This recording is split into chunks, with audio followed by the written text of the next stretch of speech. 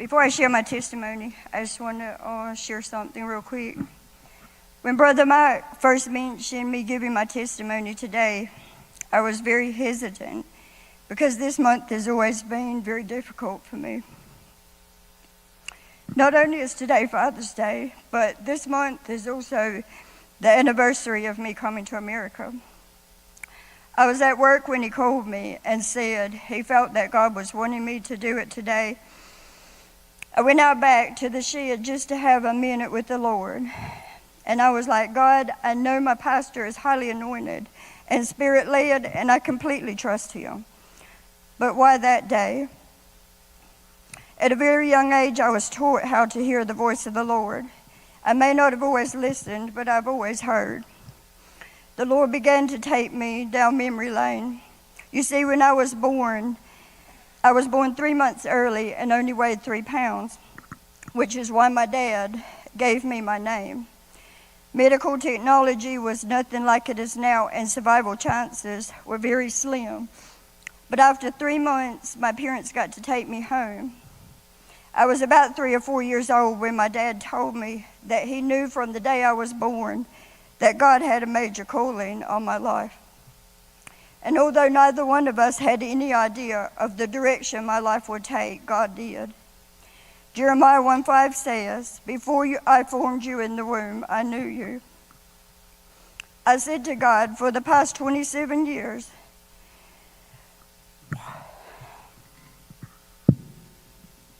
I haven't had my dad. I haven't felt his arms around me. I haven't got to have him look at me and tell me that he loves me. I haven't felt fully safe and secure. And God clearly spoke to me, and he said, for the past 27 years, you have had your father. That is me. My arms have always been around you. Not a single day has went by that I haven't looked on your face and told you that I loved you. I have never left your side, and have I not brought you through every single thing you have endured? You made me a promise on the day that you graduated Jacob's Well, that you would do whatever I asked, and this is what I have called you to do. So just trust me.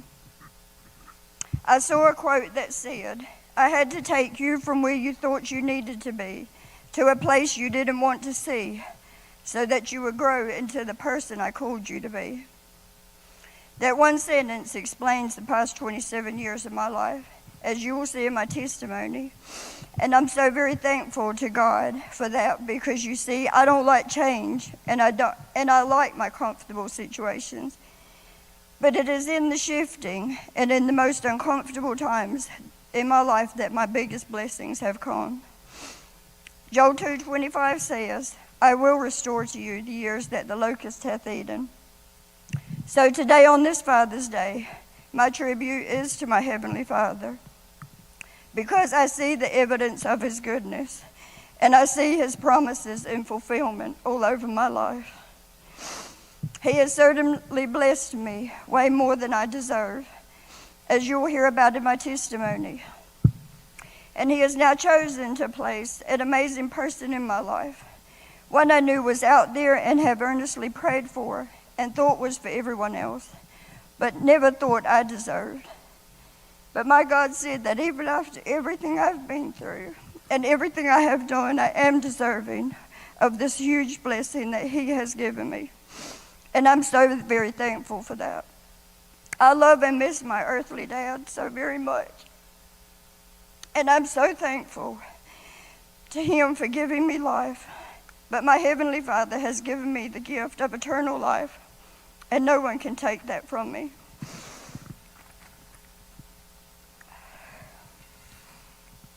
My testimony doesn't speak a lot about my addiction, because to me, my testimony is more about the things that God has brought me through, how much he has blessed me, and how he is continuing to bless me.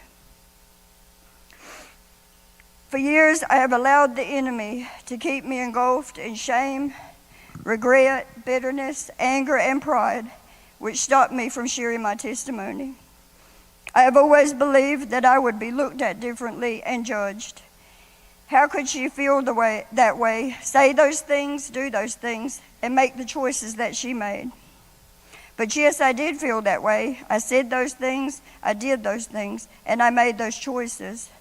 But now that only shows me how greater and more powerful my God is, because he took me from that to this. And I know that he has called me to help broken people and let them know that he can restore what is broken and turn it into something amazing. And there is comeback from trauma, but it is only through him and with him that we can rise up again. This is raw, this is real, but this is my truth. My testimony is not to glorify the devil in any way, because I did more than enough of that in my addiction, but rather to give all the glory to my God and Savior, who never left my side, nor gave up on me, but rather brought me through some of the most horrific times in my life. And it is only because of him that I'm even standing here today. I was born into an amazing family with parents that not only loved me, but loved the Lord fiercely.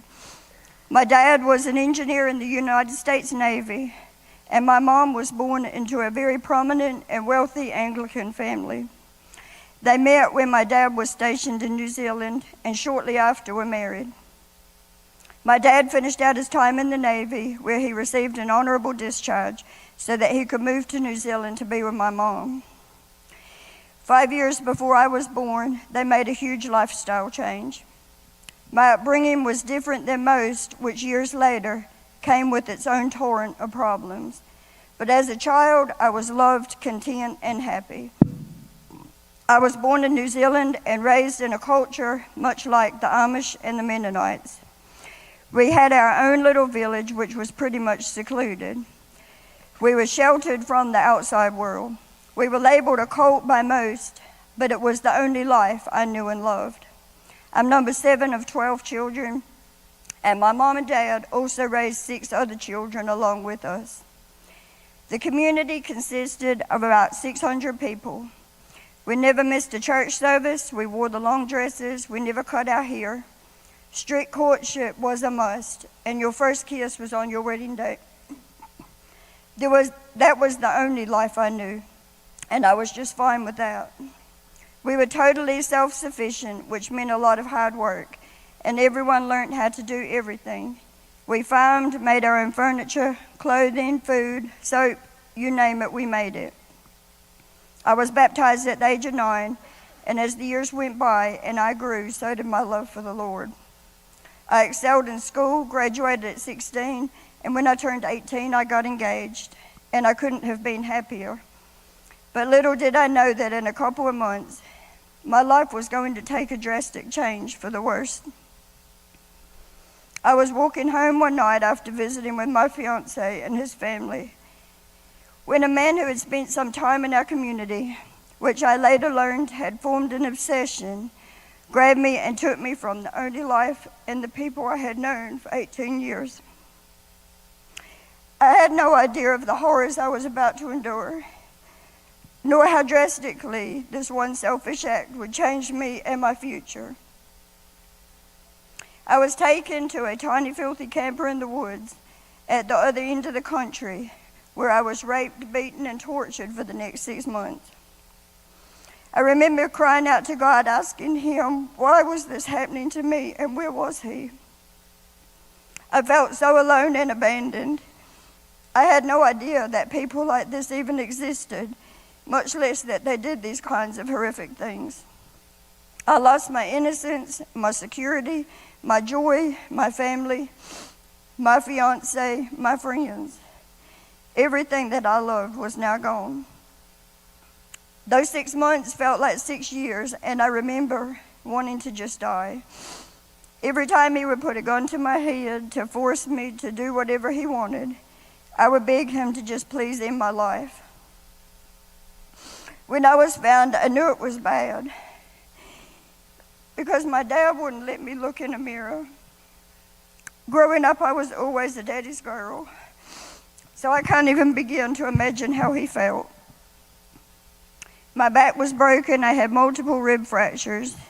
My left eardrum and eye socket were busted. My entire body was covered in cigarette burns. among many other things I don't go into detail about. I weighed 93 pounds, and I was 6 months pregnant. He was taken to jail, and I spent the next 2 months in the hospital, where I was told that if my baby survived birth, it would not weigh over 4 pounds, and it would be anything but normal. I had no feelings or emotions whatsoever. I did not want this baby, and the only reason I was having it was because I did not believe in abortion.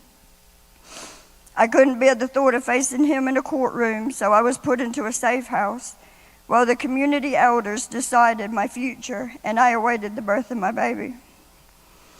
At that point, my life was over anyway, so I didn't care what they decided. I'd been in the safe house for about 3 weeks when I opened the door one morning to step outside for a bit and came face to face with the devil himself. I remember thinking, I wish he would just go ahead and kill me right here, because I will not make it through that again. He forced me into his car and drove me toward the river, where he raped me, tied a noose around my neck, and hung me from a tree. He then took a knife and sliced my stomach and told me that if he couldn't have me, then he would make sure no one else could either. I heard a four-wheeler and started screaming as loud as I could, and 2 men came around the man.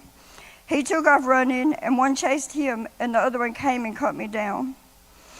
I was put back in the hospital, where I soon gave birth to an 8-pound, 1-ounce healthy baby girl.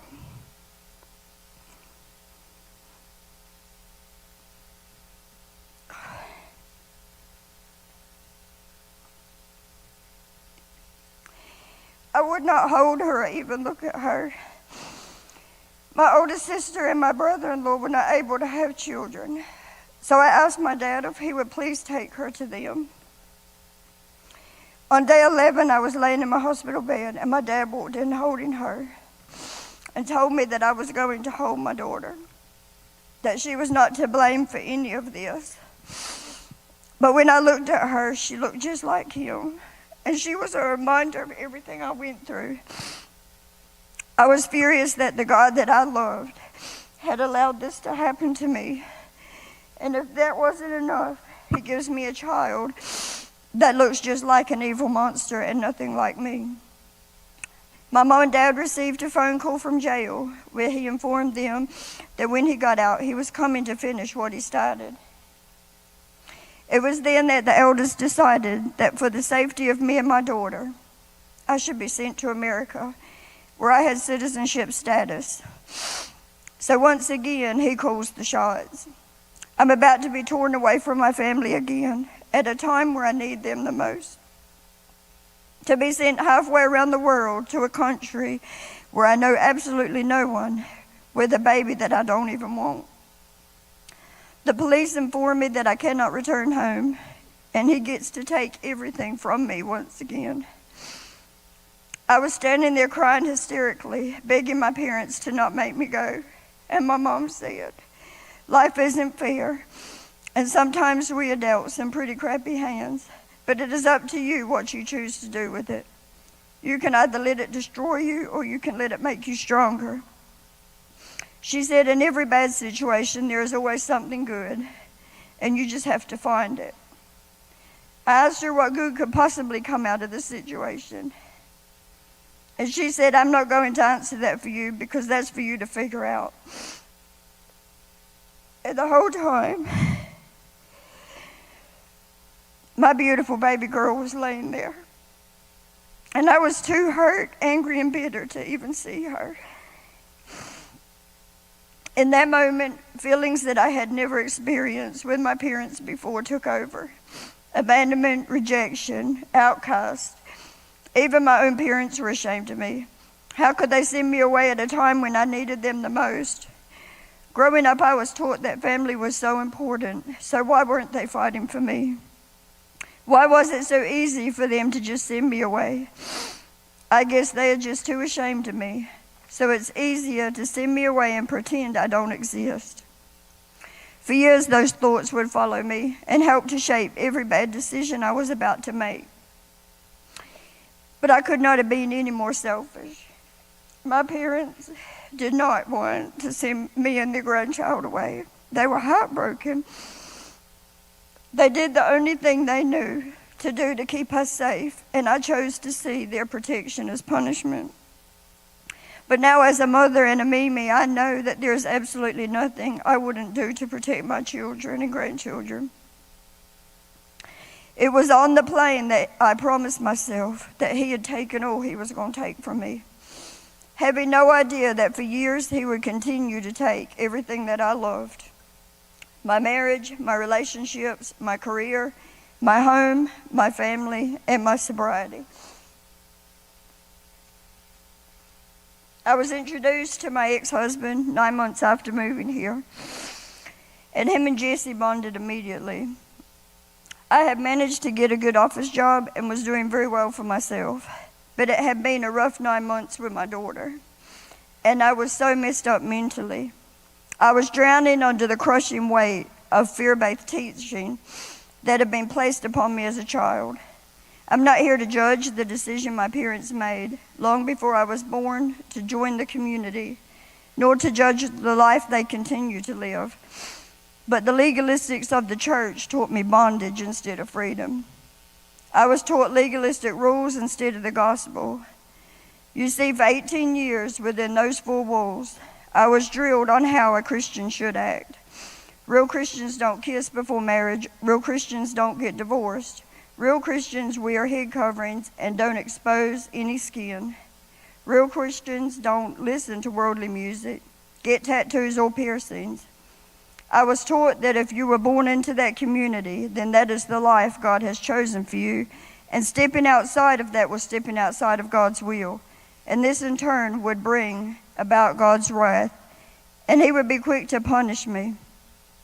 I had followed all these rules, so why had I suffered such horrendous sexual abuse at the hands of a monster? I had lost my faith entirely, and every single thing I had been taught I was not to do is exactly what I did. I cut my hair, got all the piercings and tattoos, started drinking and smoking. What was the point in trying to live right? God did not want any part of my mess, and had turned his back on me, and I was going to hell anyway.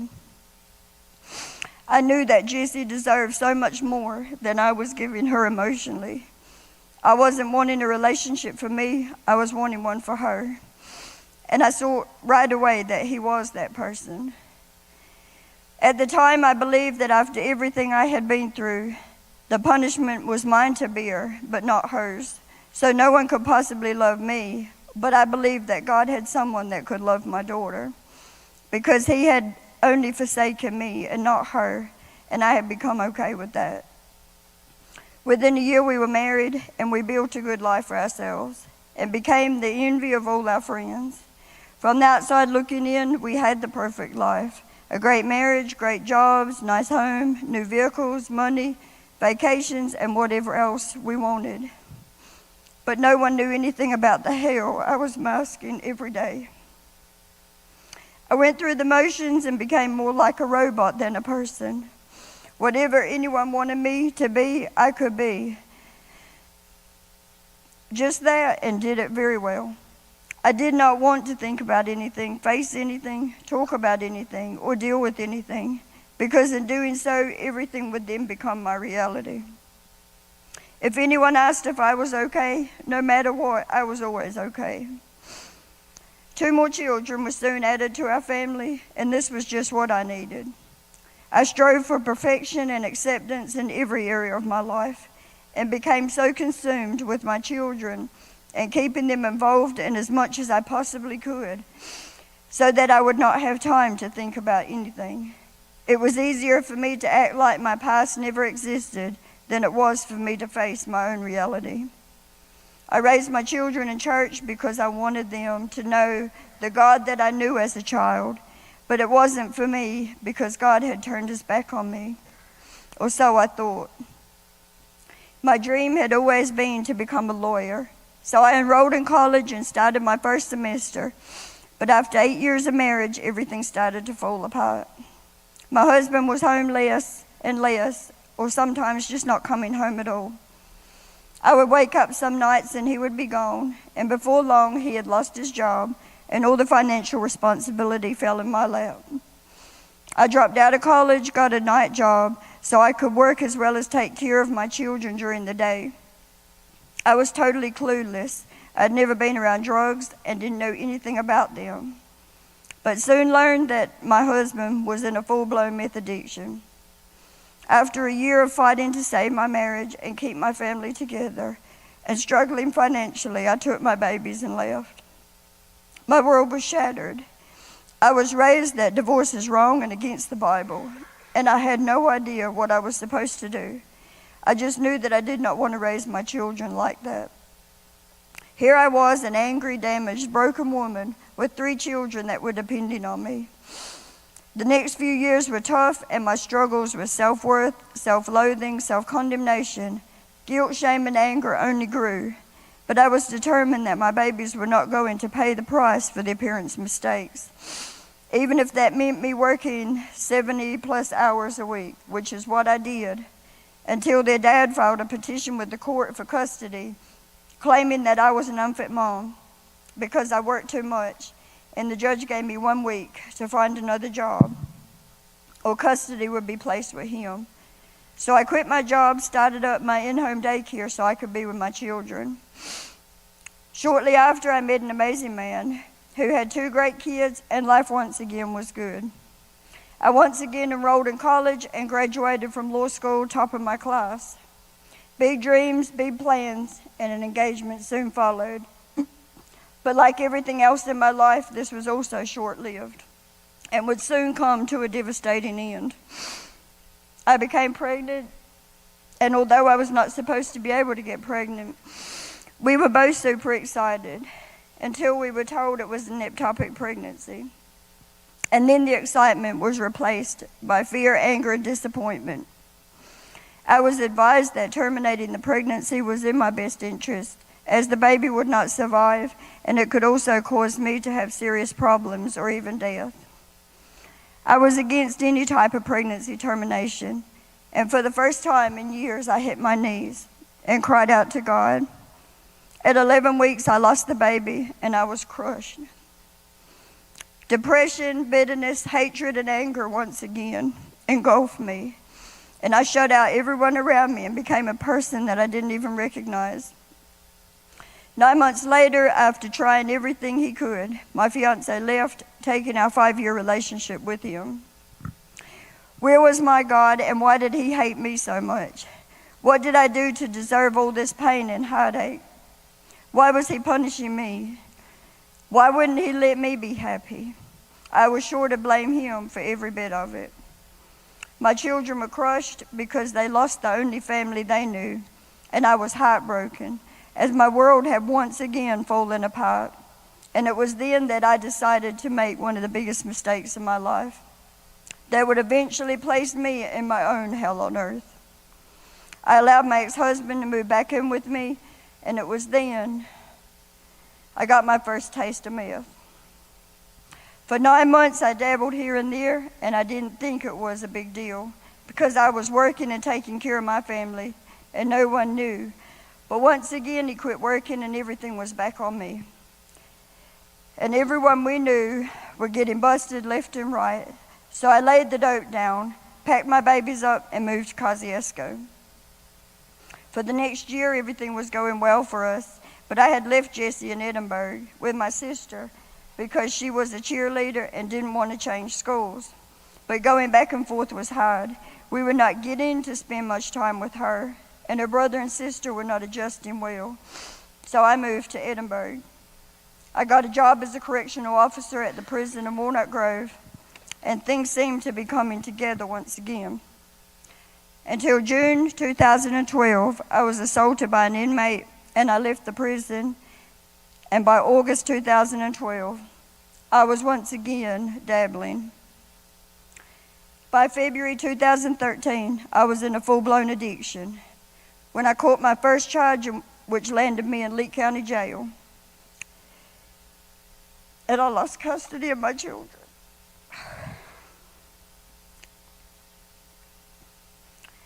They were 17, 15, and 12. and they were embarrassed and devastated. They knew absolutely nothing about drugs, and the one person that they looked up to and loved that was supposed to protect them, be there for them, give them stability, had done everything but that.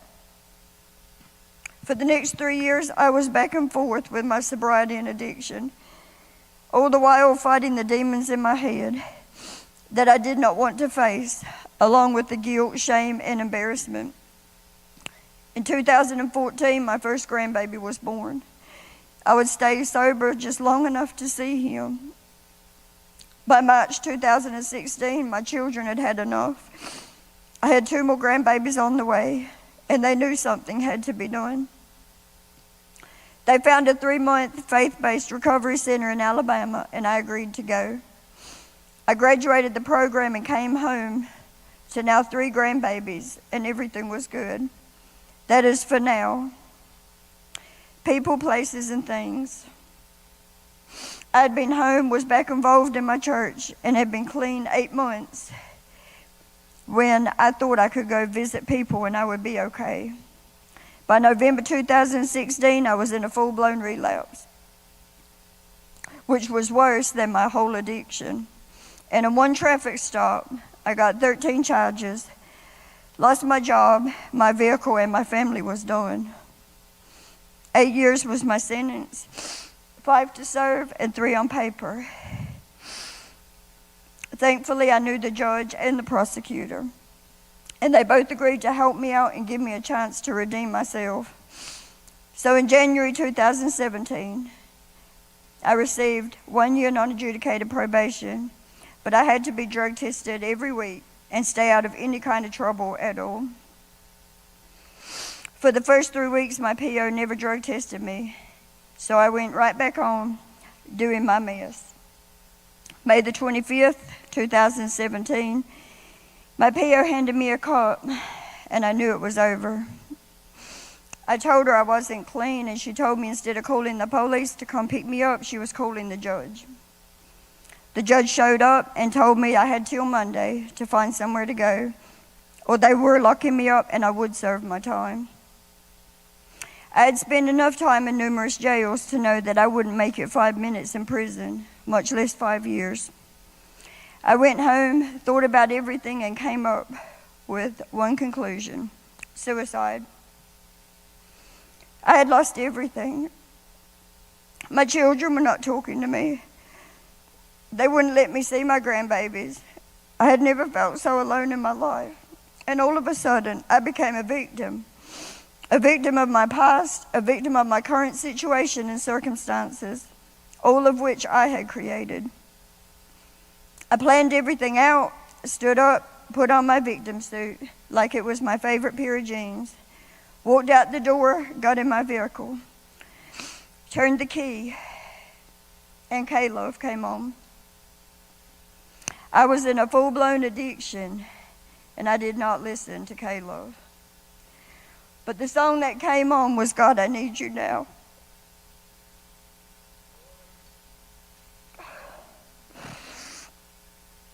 I couldn't move. I broke down and I picked up my phone and I called Brother Mark. And he told me to get to his house as soon as I could. I pulled up and Brother Mark and Miss Gayla were both there and received me with open arms. No judgment, no condemnation, nothing but pure love and compassion. They reached out to a 6-month faith-based recovery center in Poplarville, Mississippi, named Jacob's Well, to see about getting me in there. We were told that there were no open beds and I would be placed on a waiting list. I told Brother Mike that I could not be on a waiting list because I would be dead. He told me to go home and just wait.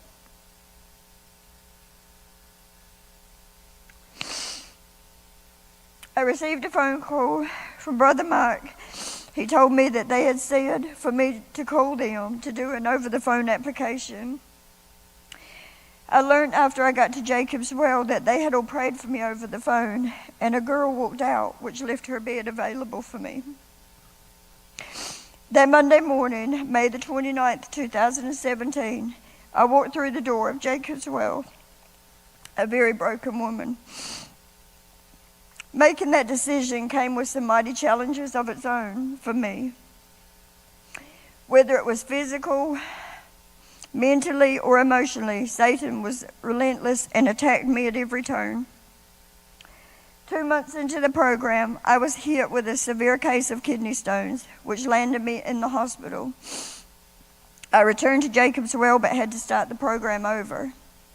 I had been so detached and was doing the program physically, but that's about all I was doing. For the next 3 months, I fought battles within myself, and all the while I was still fighting God. I wanted what I wanted, and I was angry that I wasn't getting it. Families were being restored all around me, and it had been 11 months since mine had even spoken to me. I did not realize it then, but God knew exactly what I needed. And that was not my family at that time, because I was not ready for restoration. I was placed in a position to work with a woman that spoke life over me every day. She would walk in, look at me, and say, "No weapon formed against you shall prosper." Most days, it would just make me mad, and I would tell her I just didn't feel like hearing it.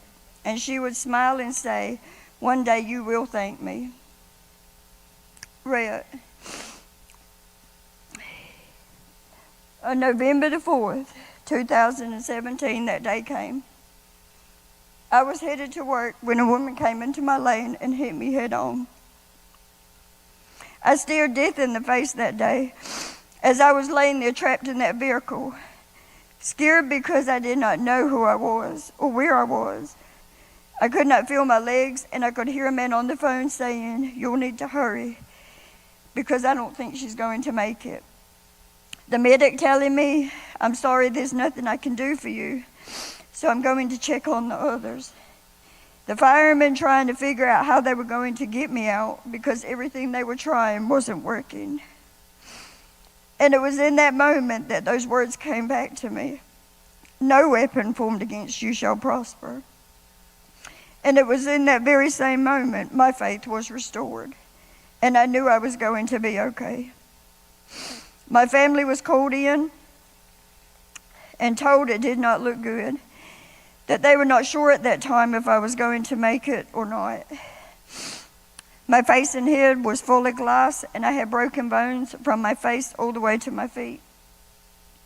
My back was broken in 2 places.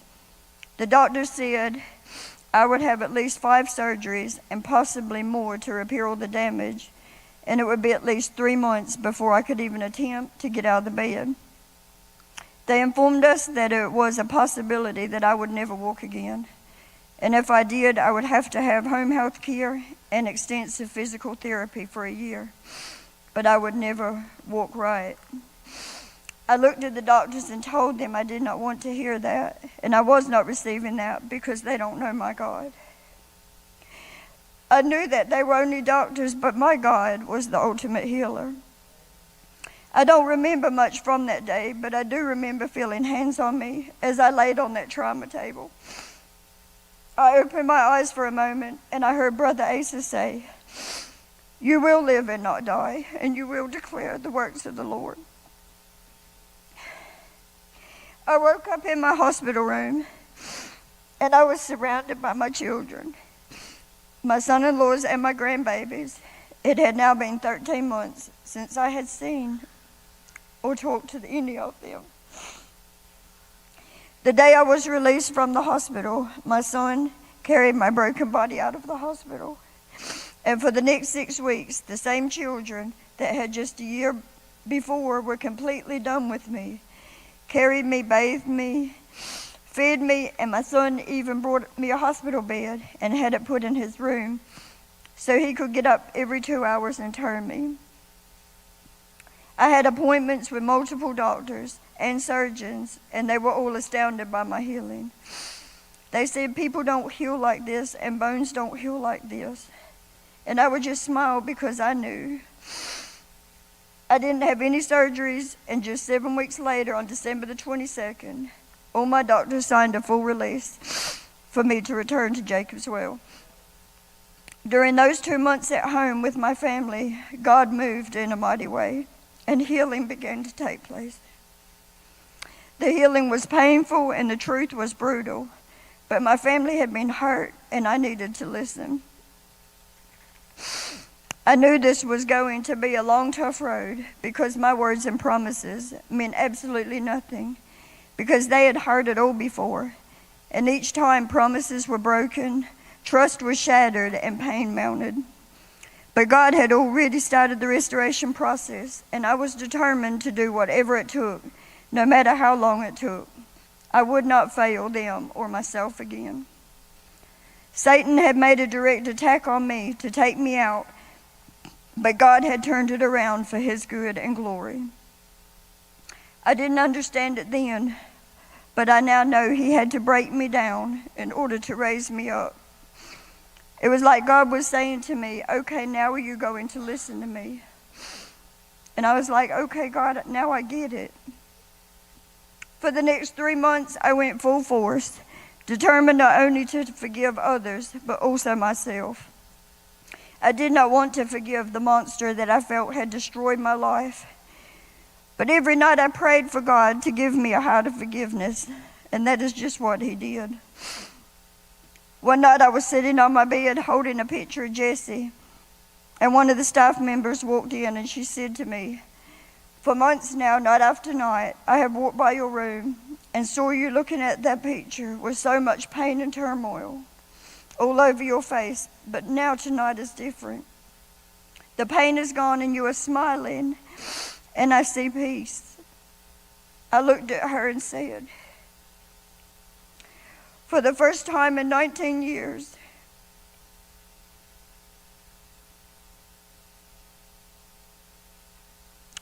I finally see my daughter for the beautiful, strong, and amazing woman that she is, rather than a reminder of my past. As a child, Jessie just wanted to feel accepted. She knew something was different, but she had no idea what it was. She wanted answers, and I wouldn't give them. The more she pushed, the more I pulled. She would lash out, and I would fight back. And the turmoil between me and her just continued to worsen. But at 17 years old, this courageous young woman stepped up when I stepped out and became the mother that I chose not to be. No one can tell me there is no power in forgiveness. Forgiveness is hard and it is painful, but it is healing and it is freeing, it is empowering and necessary. But once again, I allowed my selfishness and feelings of entitlement to take over. Every night I would tell God, I have been through all this and done everything I was supposed to. So where is my full family restoration? You promised you would restore everything that the enemy stole, so where is it? God spoke very plainly to me one night while I was laying in my bed, and he said, I have promised you all these things, and I am faithful, but I need you to be patient in this process that I'm taking you through. So just be still and know that I am God. That's when my perception and my prayers changed. God had brought me through so much, and where was my gratitude? Instead of praying for everything I wanted, I began to thank God for everything that he had done and all the things that he was going to continue to do. I began to pray for God to reveal his will for my life, which is exactly what he did.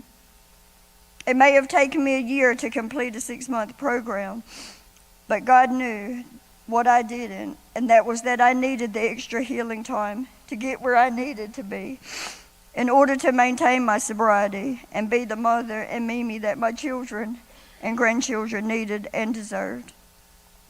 And in April 2018, I finally graduated the program and joined the staff at Jacob's Well, helping to heal other broken women. Now, Jessie had contacted me and said that she was planning to go to New Zealand and make contact with her biological father, but said she didn't want a relationship with him because she already has a dad. but she felt like she had a right to meet him. I was totally against this idea, but she was 22 and I couldn't stop her. I had never shared my story with her because I never wanted her to know how she came to be.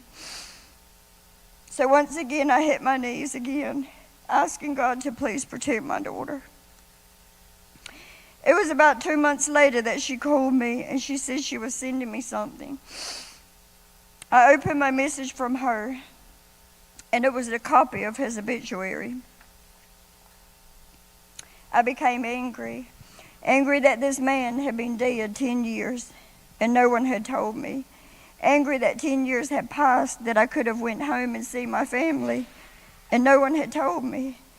Angry that this man was dead and I was still trying to unravel all the hurt and pain that he had created. And once again, everything became about me. A couple of weeks later, Jessie showed up for a surprise visit where she spent the weekend with me. And I knew it was time for me to step up and be her real mom because she deserved that. Questions were asked and answers were given. A lot of tears were shed and real healing took place. And I was like, wow, look at God.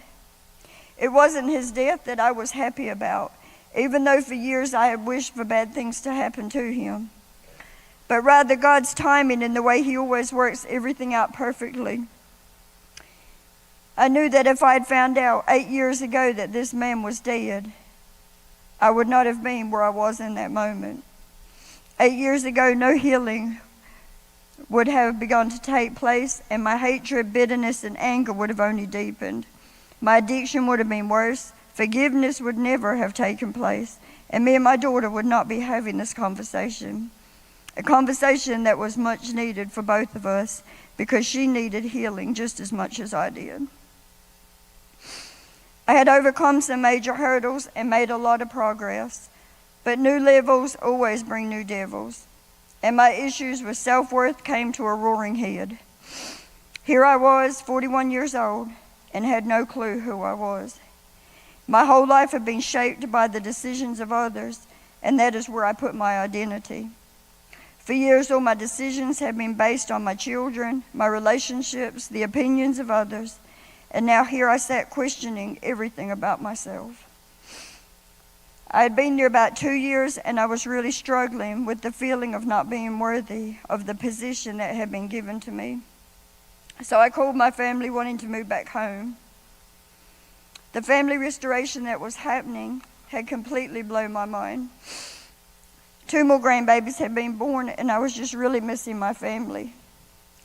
No one knew about the phone call, and that night Pastor Tillman showed up at my house and said that God had told him to come and tell me that I'm worthy of any and everything that he gives me, and to quit running because every time he gets me somewhere he can use me, I run. I was completely speechless. I have never been a quitter, but I'm definitely a runner. I never feel worthy or deserving of anything because of everything I have been through and the things that I had done. After 3 years, my family was okay with me moving home, and I was ready.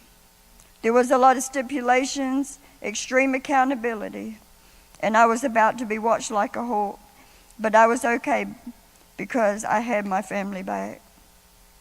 Since moving home, I have faced some obstacles and have had to make some very hard decisions, but I'm surrounded by some of the most amazing, strongest women I know who are always there for me. God never promised that this journey would be easy, but he does promise that if we stay faithful, it will be worth it, and it definitely has been. I have so much to be thankful for. My family has been completely restored, and our relationships are better than ever. Even after all my mess, my children love me unconditionally, and are not embarrassed to call me their mom. I have 6 grandbabies who are the absolute best, and our bond and love for each other is unexplainable. I have my own place, I have a job, and the calling that God placed on my life 6 years ago still lives today, as I am a leader here at Celebrate Recovery, and this time I didn't run. I have an amazing church family that I am so grateful for and will forever be indebted to because they made my recovery possible. I grew up with religion and a relationship with God, but I wanted a deeper relationship with God without the religion, and free trade has given me that. I have the best pastor and pastor's wife. Brother Mike and Miss Gayla never gave up on me. And they believed in me when I didn't even believe in myself. They both not only teach the love of God, but they show it daily to everyone they meet. Their love is unconditional. It isn't based on faithful attendance or how much you tithe or what kind of clothes you wear. You see, I started coming to Free Trade in 2013. And no matter how many times I messed up, missed services, and even went for long periods of time where I didn't show up at all, they have always welcomed me back with open arms and shown me love with no judgment. I have the best group of friends that cover me in prayer. And even though they are all loud and social and bougie, and they really are, and they know that I don't fit in, they still try and make me think that I do. I'm not even close to where I want to be, but I do thank God every day that I'm not where I used to be. I'm definitely not the same person I was, as life experience have certainly changed me, some for the better and some not so much, but I am still a work in progress. I still have growing to do and changes to make, but now everything is just different.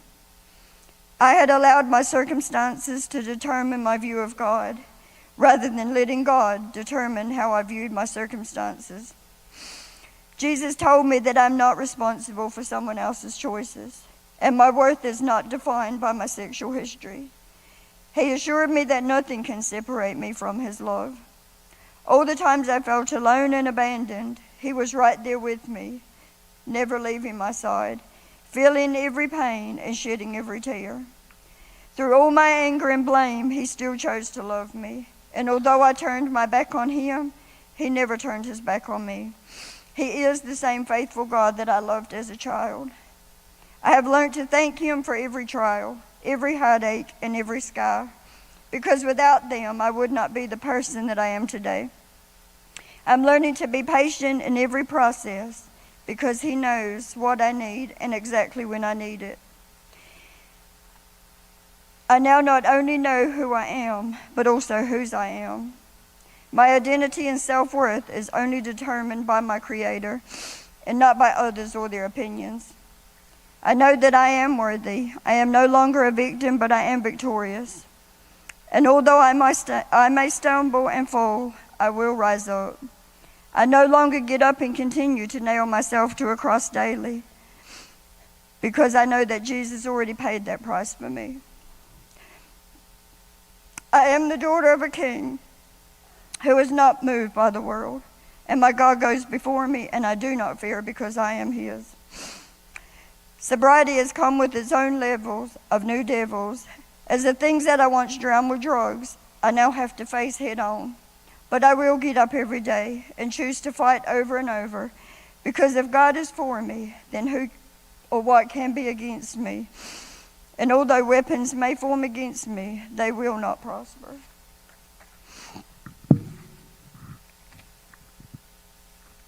Oh.